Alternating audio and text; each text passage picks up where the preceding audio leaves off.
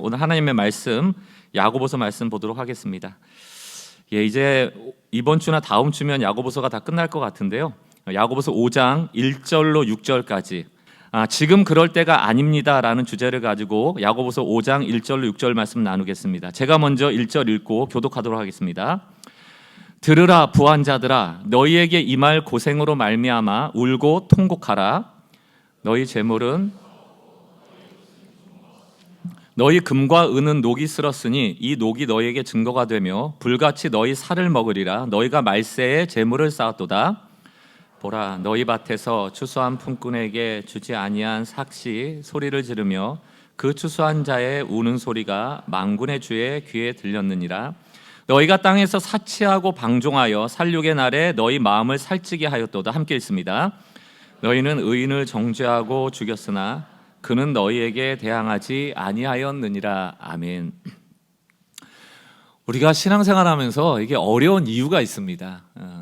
세상의 법칙하고 하나님의 나라의 법칙이 늘 충돌하기 때문이에요. 그러니까 세상에 사는 법칙이 있고 하나님의 나라의 법칙이 있는데 이게 충돌할 때 참 어려워요. 예를 들면 마태복음 16장 24절에 보면 예수님이 제자들에게 뭐라고 얘기합니까? 이에 예수께서 제자들에게 이르실 때 누구든지 나를 따라오려고, 우리 다 예수를 따르는 제자로서의 삶을 헌신했잖아요. 그 실체가 뭐냐면 자기를 부인하고 자기 십자가를 지고 따라오는 거예요. 자기를 부인한다는 게 뭡니까? 이건 세상의 법칙하고는 좀 충돌이 되는 지점이 있습니다. 왜냐하면 우리는 왜 열심히 살아요? 그 인정받으려고 열심히 사는 거예요. 박수 받고 인정받는 건 너무 좋아하는데 자기를 부인하라는 건 뭡니까? 자기의 존재감이 사라지는 것 같은 거예요. 그걸 누가 편하게 여기겠습니까? 자기 십자가를 지라는 건 뭡니까? 희생하라는 거예요. 손해보라는 거예요. 근데 이 세상을 살아가면서 내가 배불러야지, 내가 돈이 많아야지 행복한 거지, 남자 세게 해주는 게 그 바보 같은 짓 아니에요? 무모한 짓 아니에요? 우리의 본능을 따르면 자기가 인정받기를 좋아하고 우리의 본능에 따르면 내가 잘 되기를 바라지, 예수님이 우리에게 보여주신 복음의 방향성, 남을 잘 되게 하는 일에 우리는 큰 관심이 없거든요. 근데 오늘 예수를 따른다는 것은 너희를 인정받는 게 아니고 자기를 부인하는 거고, 너희 마음대로 이기적으로 사는 게 아니고 십자가를 지고 희생하는 거라고 하니 이게 충돌나지 않겠습니까? 언젠가도 페르소나 얘기 드렸잖아요. 페르소나라는 게 사회적 가면이거든요. 사회가 우리에게 요구하는 방식대로 가면을 쓰고 드러난다는 얘기입니다. 우린 그게 편해요. 가면 하나 쓰고 괜찮은 척, 좋은 척, 또 아닌 척 이러고 사는 게 편한데 자기를 부인하라는 건 그 가면 갖다 버리라는 얘기거든요. 민낯이 드러나니 얼마나 불편합니까?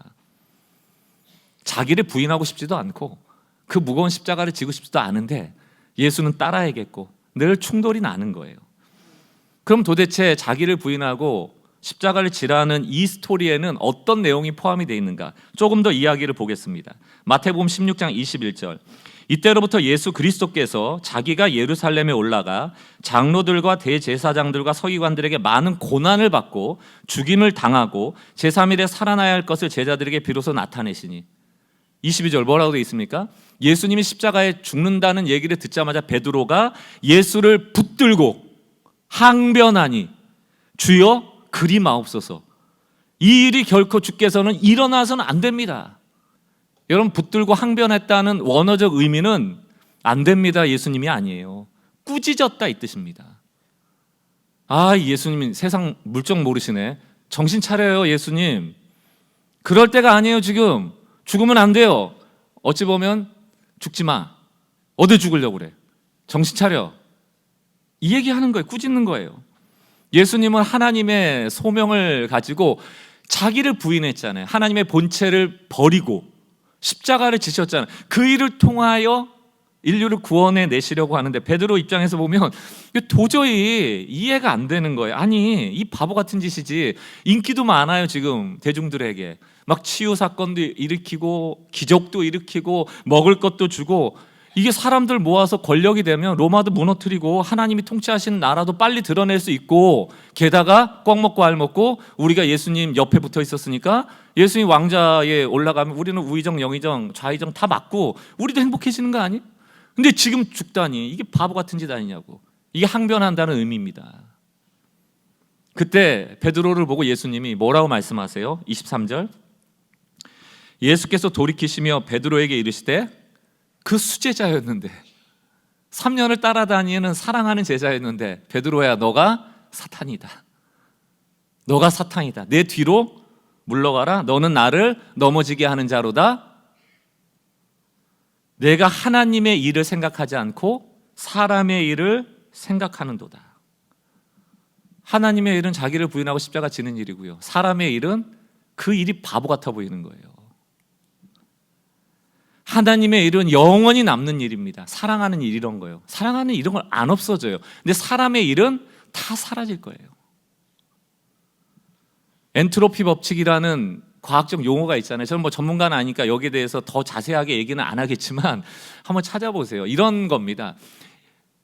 이 지구의 자원은 유한하다. 에너지도 유한하다. 쓰면 쓸수록 소비되어지는 거예요. 근데 그 에너지가 쓰여진 결과물이 뭐냐? 그게 허무하다는 얘기예요.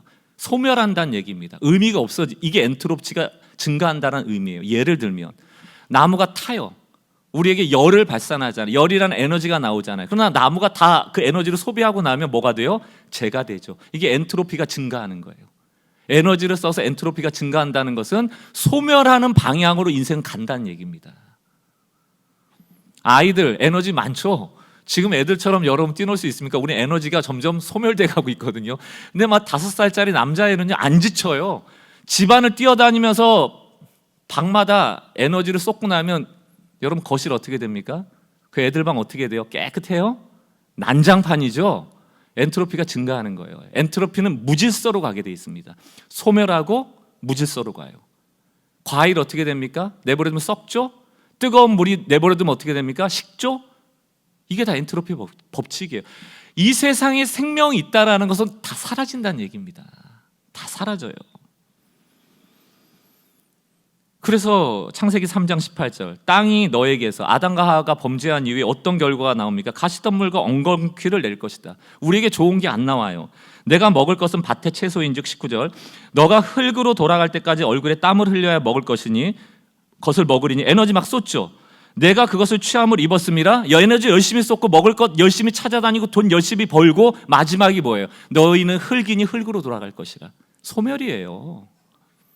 우리가 남는 게 없어요. 어떤 분이 그럴 수 있죠. 금이나 은은 안 썩는데요, 다이아도 안 썩는데요. 여러분, 그게 안 썩으면 뭐예요? 내가 썩는데, 내가 없는데 그걸 영원히 가질 수 있어요, 우리가? 로마서 8장 20절을 보십시오. 피조물이 허무하게 굴복했지만 그것은 자의로 그렇게 한 것이 아니라 굴복하게 하신 그분이 그렇게 하신 것입니다. 그러나 소망은 있습니다. 21절, 그것은 곧 피조물의 썩어짐의 종살이, 이렇게 돼 있죠. 이게 무슨 얘기입니까? 우리 모든 피조물은 결국 썩어질 것이라는 거예요. 그게 우리를 붙잡고 있어요. 이게 어떻게 해석할 수 있냐면 결국 다 썩어질 것인데 우리는 거기에 노예가 되어 살아간다는 뜻이에요. 결국 아무것도 아닌 것인데 지금 너무 중요한 거예요. 사소한 건데 너무 중요한 거예요. 아무것도 아닌 건데 우리를 종으로 삼고 있는 거예요. 그런 거. 그것으로부터 해방되어서 하나님의 자녀가 누릴 영광된 자유, 이게 있다. 이게 실체예요. 영원히 사라지지 않을 것. 누가 줄 수 있어요? 하나님만 줄 수 있다. 예수 그리스도가 이것 때문에 왔다라고 말하고 있는 것이죠. 엔트로피를 역행하는 거예요.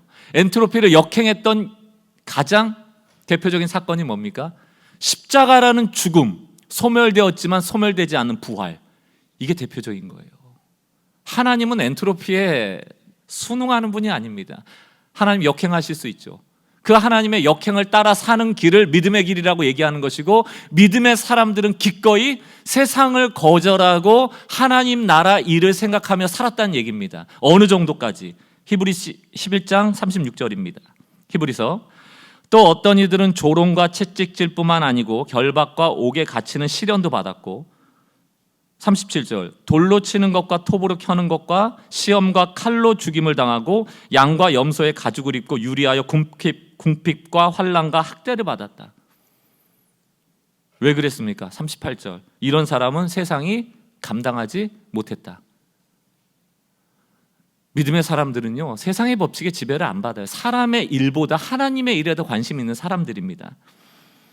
주어랑 목적어 순서만 바뀌었는데 완전히 의미가 바뀌어져요. 한번 들어보세요.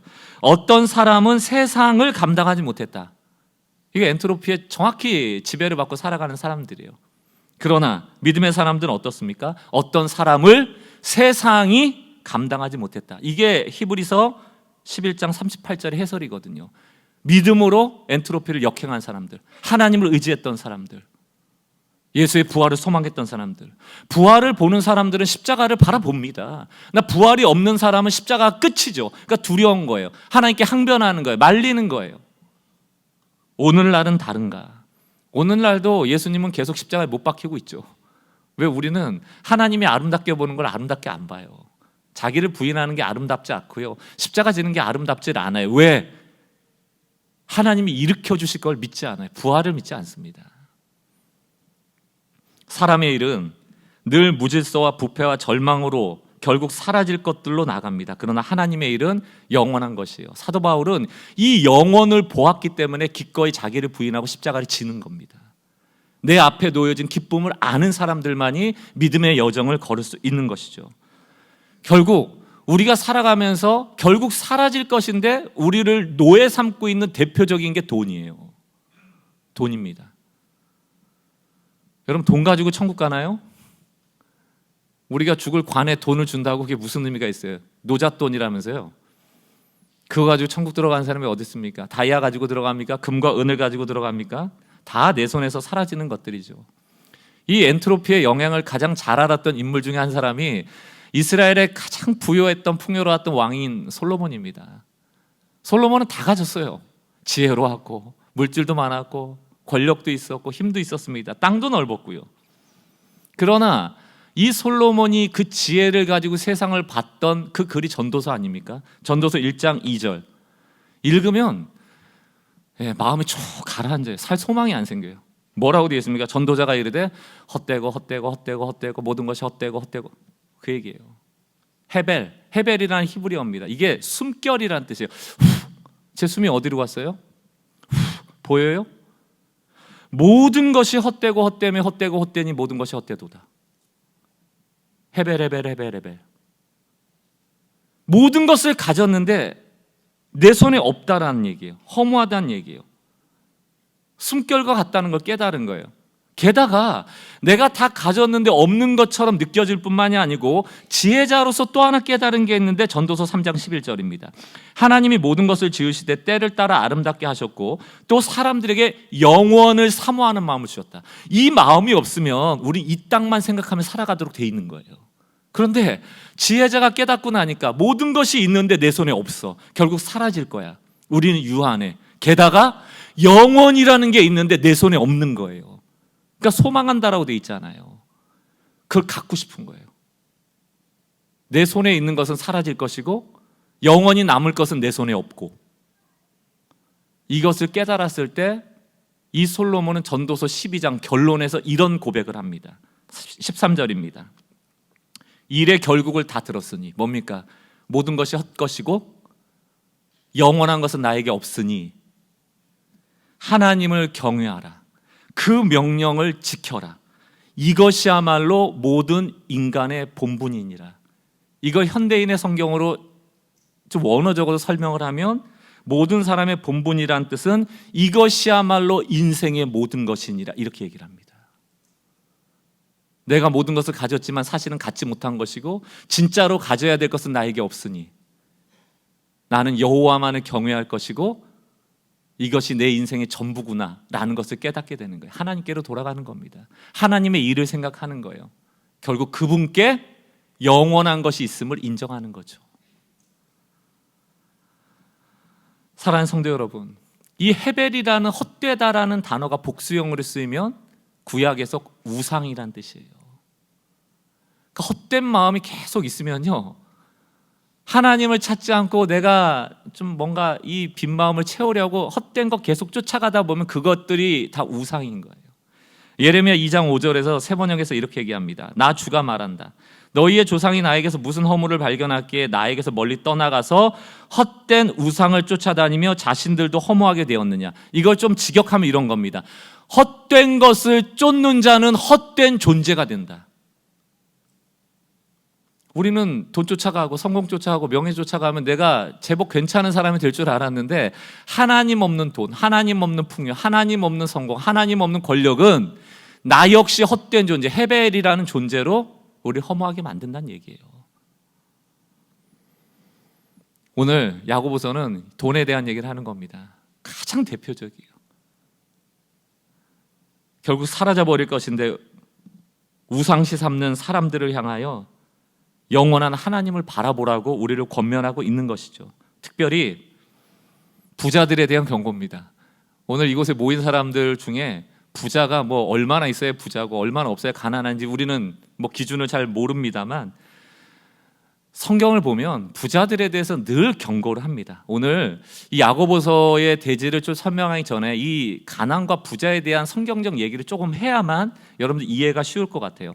이 부자들에 대한 경고, 그러니까 우리는 좀 오해를 합니다. 그러지 않아도 내가 가난하고 부자들 이렇게 보면 얄밉고 그냥 질투심이 나고 짜증나고 이러는데, 안 그러세요? 저만 그래요? 여러분들은 막 부자들 보면 너무 존경스럽고 그렇습니까? 저 사람만 돈이 많지 저는 좀 짜증이 나던데. 성경은요, 부자에 대하여 악하다고 얘기하지 않아요. 그러니까 우리는 오해하는 게 부자는 악하고 가난한 자는 선하다? 안 그래요. 부자도 선하고요, 가난한 자도 악할 수 있습니다. 부자라고 다 나쁜 게 아닌 이유가 뭐냐면, 성경에 보면은 하나님이 부유하신 하나님으로 나오고요, 하나님이 공급하셨더니 솔로몬 부유했어요, 아브라함 부유했습니다, 야곱 부유했어요. 하나님이 인도함 받는 사람 가나안 땅이라는 풍요의 땅으로 들어갑니다. 하나님이 공급하시죠.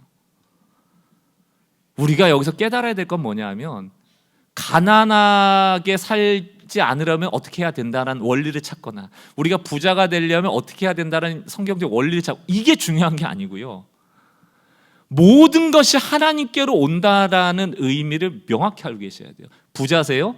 여러분 돈이 있으세요? 그게 선물이에요. 그게 은혜예요. 내가 열심히 해서만 번 게 아닙니다. 신명기 8장을 보면 가나안 땅으로 갈 때 하나님께서 이스라엘 백성에게 걱정하셨던 게 나옵니다. 17절, 당신들의 마음속으로 이 재물은 내 능력과 내 손의 힘으로 모은 것이라고 생각할 것 같아서 걱정이 됩니다. 18절, 그러나 주 당신들의 하나님이 당신들의 조상에게 맹세하신 그 언약을 이루시려고 오늘 이렇게 재산을 모으도록 당신들에게 힘을 주셨음을 기억하십시오. 개역개정 성경에는 재물 얻을 능을 주셨다. 여러분, 재물은 선물이에요. 부요함은 은혜입니다. 이게 굉장히 중요한 성경의 메시지예요. 솔로몬이 성전 지을 때도 똑같은 고백을 합니다. 역대상 29장 16절, 우리 하나님 여호와여, 우리가 주의 거룩한 이름을 위하여 성전을 건축하려고 미리 저축한 이 모든 물건이 다 주의 손에서 왔사오니 다 주의 것이니이다. 우리는 하나님께 헌금을 할 때 내가 번 돈인데 하나님께 드린다고 생각해요. 내가 모은 재산을 가지고 솔로몬의 성전을 짓기 위하여 헌금했다고 생각합니다. 그러나 솔로몬의 관점으로 성경을 보면 내가 헌물하고 헌금했던 그 물질을 주신 이에게 우리는 돌려드리는 거예요. 내게 아니에요. 원칙적으로 그렇다는 얘기입니다.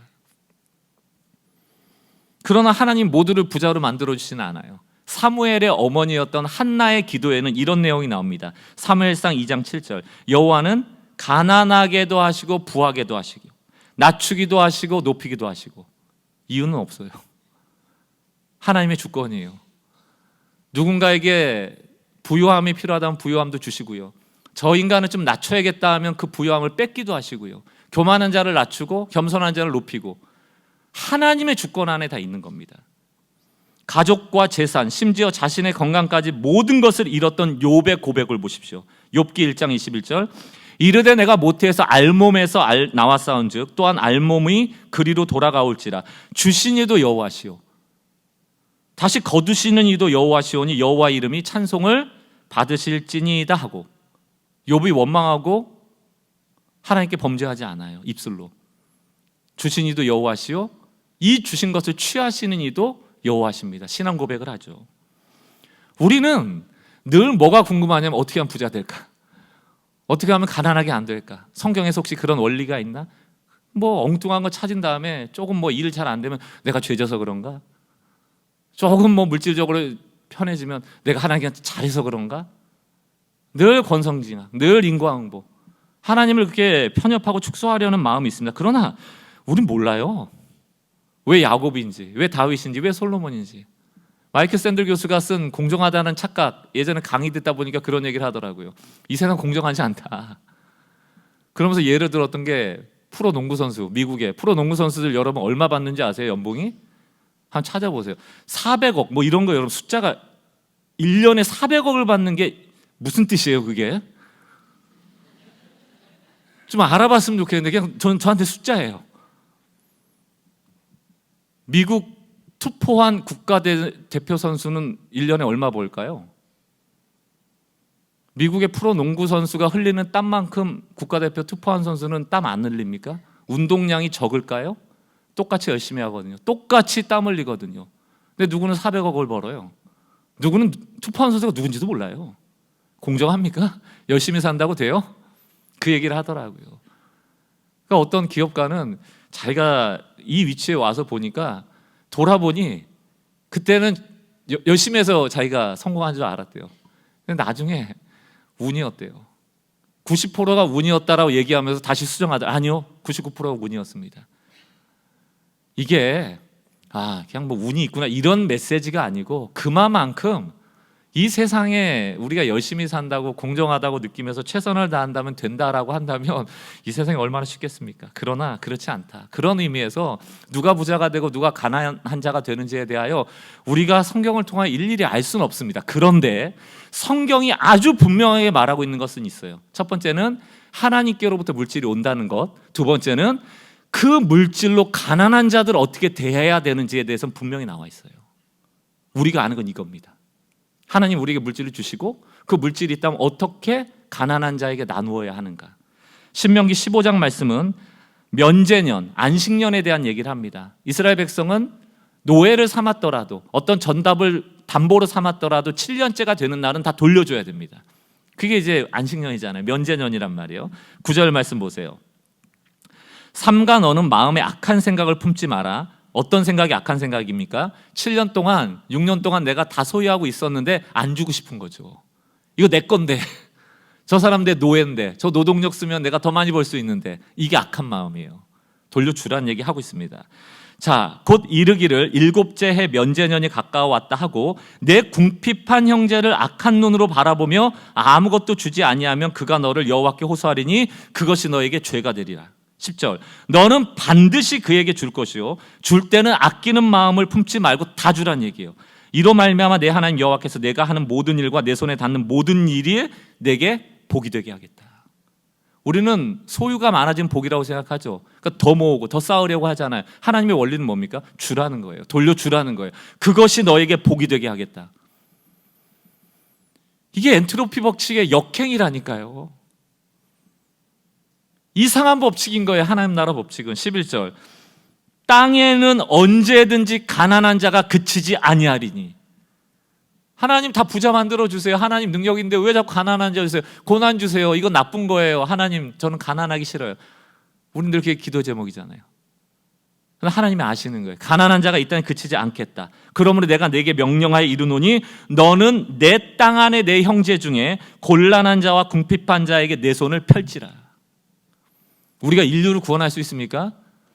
우리가 뭐 전 세계의 기아를 다 살릴 수 있어요? 그러나 우리 땅 안에, 내 주변에, 내 삶의 바운더리 안에 있는 사람들의 궁핍함과 곤란함을 도와줄 수는 있죠. 저는 하나님께서 우리에게 요구하시는 게 저 인생을 바꾸라는 의미보다는 긍휼하라는 거예요. 그리고 십시일반. 십시일반이라는 게 뭡니까?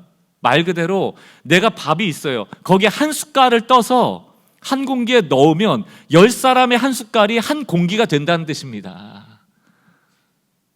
여러분 내 밥이 있는데 한 숟갈 못 줘요? 그거조차도 내가 먹어야 됐다고 하는 게 탐욕 아닙니까? 십시일반의 은혜는 나눌 수 있잖아요. 그런 은혜는 무조건 한 숟갈 주라는 얘기예요. 무조건 도우라는 얘기입니다. 그러나 교회에서 늘 특별히 교회 공동체 안에서 유의해야 될 것은 이런 겁니다. 보증이나 담보나 큰 돈을 빌려주고 이자를 받는 것이나, 그러니까 이게 나에게 이득이 될 것 같아서 무언가를 빌려주는 것, 그것은 잠언에서 매우 금지하고 있죠. 교회에서 돈 거래하지 마십시오. 큰 돈 뭐 빚지고 이자 받고 나중에 그것 때문에 관계가 무너지고 공동체가 무너지고 신앙에서 떠나는 일들을 비일비재하게 봅니다. 근데 그런 돈 관계가 다 탐욕에서 일어날 때도 많거든요.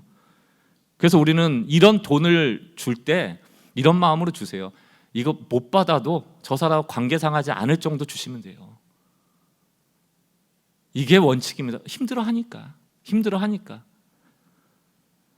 뱀처럼 지혜롭고 비둘기처럼 순결해야 돼요.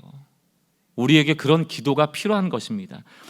이런 맥락을 가지고 오늘 부자들에게 야고보가 하는 메시지를 세 가지로 짧게 보겠습니다. 첫 번째는 부자들한테 얘기를 하는 거예요. 제발 그만 쌓아라. 쌓는 거 그만 좀 해라. 이게 탐욕이죠. 우리의 욕심에는 한도가 없거든요. 무한정입니다. 가지면 가질수록 더 가지고 싶은 게 욕심 아닙니까? 이렇게 생각해 보세요. 여러분 배고플 때 시장 가면 돼요, 안 돼요? 안 되죠. 여기 다 아시네요. 막 여자분들 도리도리 막 하고 있어요. 다 사와. 냉장고에 막 쑤셔 넣어요. 그럼 엔트로피의 법칙을 냉장고라고 거스를 수 있습니까? 다 썩죠. 사과 먹을 수 있어요? 못 먹어요. 내일 먹어야지. 못 먹어요. 맛도 없어져요. 유통기한 지났는데 냉장고에 넣어준다고 먹을 수 있습니까? 다 썩어나지. 돈은 예외가 아닙니다. 오늘 야고보서가 우리를 향하여 뭐라고 얘기하는가? 야고보서 5장 1절 보세요. 들으라 부한자들아, 너희에게 임할 고생, 재난이 있을 거야. 너희 그 돈 때문에 재난 당할 거야. 통곡하고 울 때가 있을 거야. 2절. 왜? 너희 재물이 썩는다. 우린 과일만 썩는다고 생각하죠? 통장에 넣어둔 돈은 안 썩을 것 같죠? 오늘 야고보가 얘기하는 거예요. 너희 통장에 있는 돈, 너희에게 창고에 들인 돈, 재물도 썩고 너희의 그 명품 옷 다 좀먹을 거고 너희의 금과 은 녹이 쓸 거고. 금과 은에 녹이 쓸어요? 안 쓸죠. 근데 쓸모 없어진다는 얘기입니다. 이 녹이 너희에게 증거가 되며 불같이 너희 살을 먹으리라. 너희가 말세에 재물을 쌓았도다. 쌓지 말란 얘기입니다. 우리는 재물을 넣어두면 언젠가 쓰겠지. 그런데 그 돈이 썩는데요. 어떤 설교문을 읽다가 제가 참 동의가 됐습니다. 이 돈을 의인화해서 설명을 했더라고요. 돈의 입장이 돼보자 이러면서. 그럼 돈이 창고에 들여져 있어요. 통장에 있어요. 돈이 얼마나 지혜로운지 스스로 깨달은 거. 나 여기 있을 존재가 아닌데, 나 여기 있으면 안 되는데. 주인님 제발 좀 꺼내주세요. 저는 유통돼야 됩니다. 저는 흘려보내줘야 됩니다. 여기 머물러서는 안 된다고요. 주인님은 제가 여기에 있으면 무사하고 안전하다고 생각하지만 저는 언젠가 썩어요. 제발 저를 좀 잘 써주세요. 이러고 외치고 있다는 얘기예요. 나를 의미 있는 곳으로 흘려보내달라. 이것이 돈의 외침이라고 그 설교자가 얘기하는 게 너무 동의가 됐습니다. 우리는 이 외침을 못 듣죠. 지난주에 다루지 않았지만 야고보서 4장의 마지막 절이 17절입니다. 이 17절에 이렇게 돼 있어요. 그러므로 사람이 선을 행할 줄 알고도 행하지 아니하면 죄니라. 우리는 뭘 죄라고 생각해요? 나쁜 짓 안 하면 죄 안 짓는다 생각하죠. 나쁜 짓 하면 죄라고 생각하죠. 성경은 그렇게 말하지는 않아요. 나쁜 짓도 죄지만 선한 일을 안 하는 것도 죄라는 얘기입니다. 여러분들에게 유식하게 영어로 좀 써드릴게요. sin of commission이 있고 omission이 있어요. 커미션은 자범죄입니다. 하지 말아야지 될 짓을 한 거, 이게 죄고요. 오미션이라는 것은 태만죄예요. 선을 행할 줄 알고도 너가 할 수 있음에도 불구하고 안 한 것을 죄로 묻겠다는 뜻이에요. 아니, 내가 열심히 일해가지고 통장에 집어넣었는데 내가 뭐 도둑질을 했어요, 사기를 쳤어요, 나쁜 짓을 했어요. 뭐가 죄예요? 쌓아놓는데 하나님 그 죄라는 얘기를 하는 거예요. 왜 선한 일을 할 수 있는데 안 해? 왜 너 주변에 도울 자가 있는데 돕지 않아? 흘려보내는데 더욱더 마음 써야지. 이 경고를 하고 있는 거예요. 두 번째입니다. 두 번째는 재물을 쌓으려고 불의를 행하지 말란 얘기예요. 특히 갑질. 탐욕은 과도한 것이라고 말했고, 과도한 것은 늘 마귀적이라고 말했고, 마귀적인 것은 사람을 괴롭혀요. 남을 잘 못되게 합니다.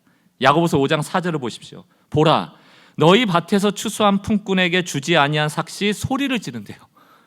의인화되어 있죠. 품꾼한테 돈이 쥐어져야 되는데 지금 이 돈이 누구한테 있는 거야? 주인한테 있으니까 돈이 소리치는 거야. 나 가야 된다고. 저 사람 일했잖아. 나 품꾼한테 가야 된다고. 너한테 있으면 안 된다고. 제발 나를 보내줘. 소리치고 있대요. 근데 주인의 귀는 막혀갖고 안 들려요. 안 줄 거야. 나는 더 모을 거야. 더 쌓을 거야. 그러니까 하루 일당을 받지 못한 사람은 오늘 먹을 게 없으니까 하나님께 울며 기도할 것 아닙니까? 그 우는 자의 소리가 누구에게 들립니까? 만군의 주. 이거 왜 굳이 하나님이라고 하는 만군의 주라고 특정했을까요? 만군의 주가 어떤 주입니까? 전능한 주고 싸우는 주예요. 전쟁하는 주라고요. 가난한 자를 돌보지 않고 불의하게 재물을 쌓는 것을 하나님과 싸우는 일로 보는 겁니다. 여러분, 하나님 이기실 수 있으세요? 이사야 1장 24절을 보세요. 그러므로 주 곧 만군의 주 이스라엘의 전능하신 분께서 말씀하신다. 내가 나의 대적들에게 나의 분노를 쏟겠다. 내가 나의 원수들에게 보복하여 한을 풀겠다. 만군의 주가 누구를 대적으로 봅니까?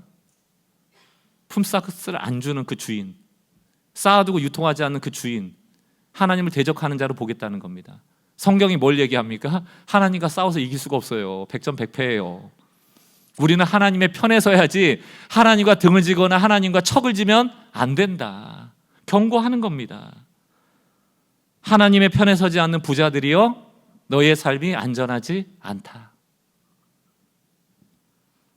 불의하지 않게 정의롭게 재물을 분배하는 성도들 되시기를 주의 이름으로 축원합니다. 이런 빚 때문에 수재가 나고 이러면요, 뭐 저희 교회가 헌금할 수도 있겠죠. 수재민을 돕는 헌금합시다. 근데 저는 꼭 그렇게 하고 싶지는 않습니다. 저희 이미 헌금하신 게 있잖아요. 그거 가지고 뭐 구호센터나 이런 데 헌금하면 여러분들이 꼭 간접적으로 헌금하신 거예요. 그 돈 있으니까 하면 됩니다. 근데 여러분들과 우리가 좀 해야 될 건 뭐냐면, 늘상 얘기합니다만 이런 수재가 났을 때 아이들한테 핸드폰 들고 야, 뭐 희망브릿지라든가 뭐 굿네이버스나 뭐 여러 군데 있잖아요. 찾으면은 꼭 기독교 단체일 필요가 없습니다. 기독교인만 구호받아야 돼요? 예수 안 믿는 사람 구호해주면 안 됩니까? 그 사람도 그냥 재난 받아야 돼? 아니잖아요. 여러분들이 아시는데 하면 그냥 한정해서 이번에 한 번 후원하는 한정 후원이 많이 있어요. 10,000원도 넣을 수 있고 20,000원도 넣을 수 있고 여러분들이 특정하면 1,000원, 2,000원도 넣을 수 있게 다 돼 있습니다. 애들하고 하세요. 그 돈을 쓰는 일은 그 사람들의 몫이에요. 여러분들이 상관할 게 아니에요. 야, 이 돈 잘 안 쓸 것 같은데 주지 말자. 그게 문제란. 그게 긍휼한 마음이 없는 거예요. 흘려보내세요. 10,000원도 좋고 20,000원도 좋고. 그런 훈련을 안 하면서 날마다 쓰는 사람이 문제야. 뭐 이거 잘 쓰겠어. 여러분, 흘려보내는 성도들 되시기를 주의 이름으로 다시 한번 축원합니다. 그리고 자녀들에게도 그런 것들을 좀 알려주는 훈육이 있었으면 좋겠어요. 세 번째, 쌓지 말고, 불의하게 쌓지 말고, 세 번째는 네 맘대로 쓰지 말라는 얘기입니다. 사람들이 착취하고 불의를 이용해서라도 더 많은 것을 쌓으려고 하는데, 또 연약한 자들을 위해서 선한 일을 하지 않는 죄를 짓는데 정작 자기는 엄청 써요. 5장 5절, 우리 좀 마음의 찔림을 갖기 위해서 같이 한번 읽어보겠습니다. 시작. 너희가 땅에서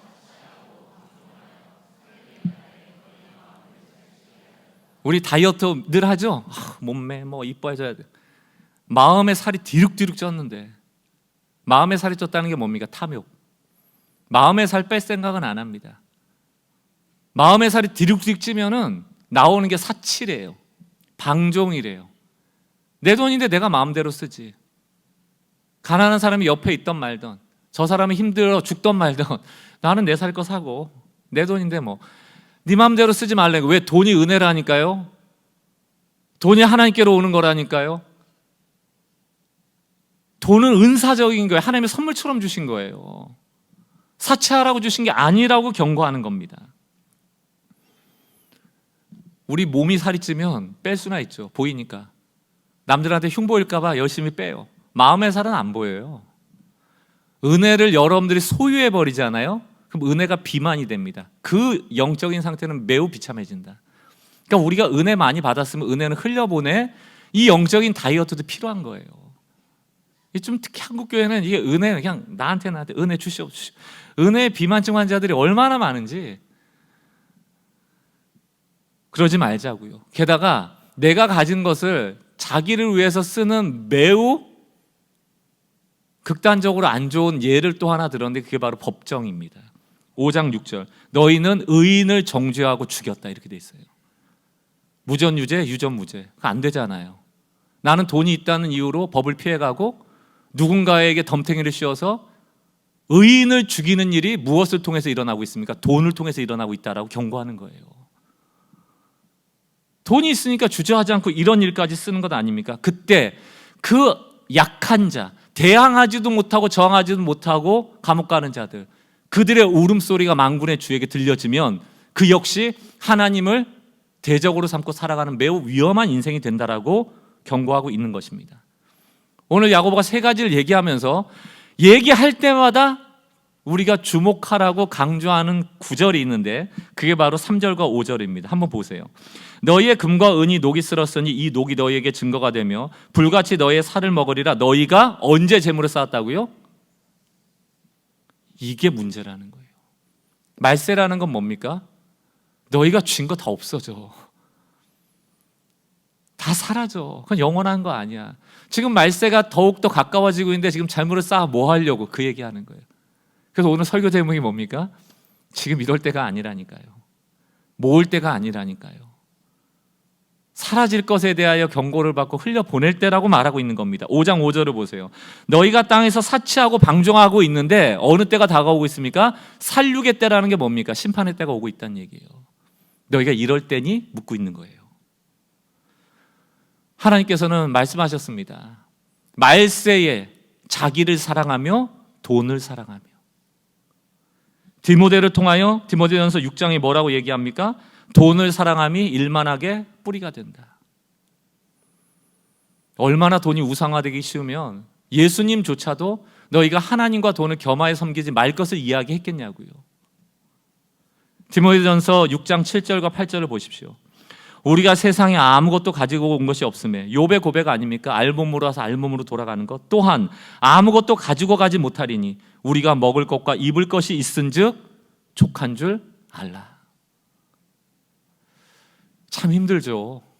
가지지 못한다는 것이 얼마나 어렵고 우리 자녀들 교육시킬 때 조금만 더 있으면 이 아이 잘 키울 수 있는 것 같은데 내가 가지지 못한 것 때문에 아프고 혹시 얘가 잘못되면 어떡할까 걱정되고 그래서 악착같이 더 모으려고 하고 그러나 하나님께서 그걸 기뻐하시지 않는답니다. 여러분 하나님도 애도 하나님께 자꾸 맡기세요. 세상의 페르소나의 법칙대로 안 키워도 하나님이 키워주십니다. 하늘의 새를 보라.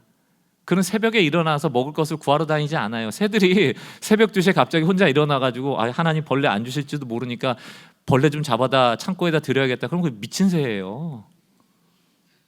미친 새입니다. 근데 예수님 뭐라고 얘기하세요? 너희는 참새보다 귀하다. 무엇을 먹을까? 무엇을 마실까? 몸을 위하여 무엇을 입을까 염려하지 마라. 이것은 이방인이 구하는 것이요 너희 하늘 아버지께서는 너희의 쓸 것을 아시니 너희는 먼저 그의 나라와 의를 구하라. 그리하면 이 모든 것을 너희에게 더하시리라. 오늘 돈을 믿으면 안 됩니다. 그건 사라질 것들이고요. 하나님의 공급을 믿고 생수의 근원된 하나님을 붙잡고 웅덩이 파지 않는 인생으로 가시는 게 중요해요. 그러나 돈이 우상이 돼버리면 생수의 근원된 하나님은 버리고 스스로 웅덩이를 파며 터진 웅덩이로 말미암아 절망하는 인생이 되는 것이죠. 만군의 여호와 편에 서십시오. 오늘 주신 경고를 마음에 잘 새기고 어찌하든 이 말세를 걸어가는 이때 자기를 사랑하고 돈을 사랑하는 이때 복음의 방향을 향하여 누군가를 위하여 돕는 인생 흘려보내는 인생 되실 수 있기를 주의 이름으로 축원합니다. 아멘이라고 했지만 이것이 얼마나 어려운 일인지 우리는 알죠. 그러나 한번 해보자고요. 오늘 이 말씀이 우리 마음에 깊이 새겨진 못이 되어서 혹시 여러분 마음에 떠오르는 분이 계시다면 십시일반의 은혜라도 나누는 긍휼한 마음을 가진 자들 되길 바랍니다. 우리 같이 은혜라는 찬양할 텐데 여러분들이 지금까지 걸어온 그 길 가운데 하나님의 손길이 미치지 않은 것이 한 군데도 없어요. 모든 것이 은혜, 물질도 은혜, 자녀도 은혜, 이만큼 살아가도록 한 일터도 은혜, 학교도 은혜, 우리 자녀도 은혜, 은혜 아래 있습니다. 그 은혜를 고백하며 우리의 기도하는 마음으로 주님을 바라봤으면 좋겠어요. 내가 누려왔던 모든 것들, 내가 누려왔던 모든 것들이, 내가 지나왔던 모든 시간이 내가 걸어왔던 모든 순간이 내 힘이 아닙니다. 당연한 게 아닙니다. 당연한 것 아니라 은혜. 아멘. 아침 해가 뜨고 저녁에 노을도 아침 해가 뜨고 저녁에 노을. 봄의 꽃향기도 봄의 꽃향기와 가을의 열매 변하는 계절의 모든 순간이 당연한 것 아니고 당연한 것 아니라 은혜였소. 모든 것이 은혜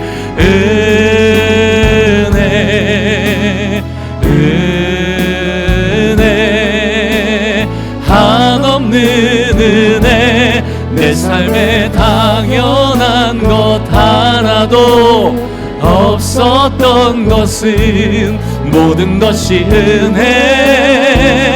은혜였소. 2절입니다. 내가 이 땅에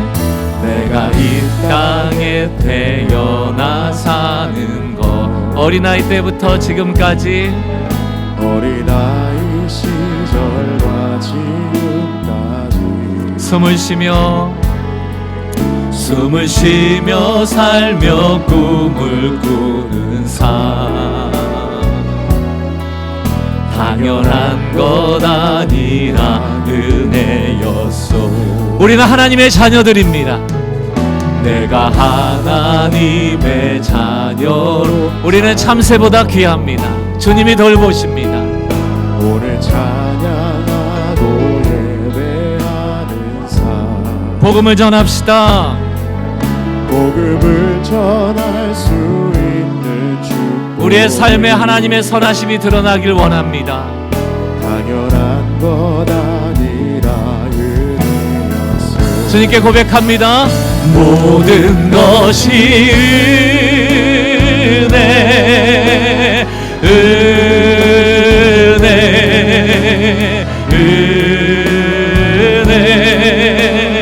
한없는 은혜 내 삶에 당연한 것 하나도 없었던 것은 모든 것이 은혜 모든 것이 은혜 모든 것이 은혜 아멘 은혜 아멘 한없는 은혜 내 삶에 당연한 것 하나도 없었던 것은 모든 것이 은혜. 우리 나의 영혼에게 선포합시다. 예수로 충분하다. 예수로 충분하다. 예수로 충분하다. 나의 영혼아 잘 들으라. 너 예수로 충분하다. 다른 것 붙잡았던 너의 손을 거두어 예수의 옷자락만 붙잡아 우리는 하나님의 자녀들입니다. 예수로 충분하다. 예수로 충분하다. 아멘. 예수로 충분하다. 나의 영혼아 잘 들으라.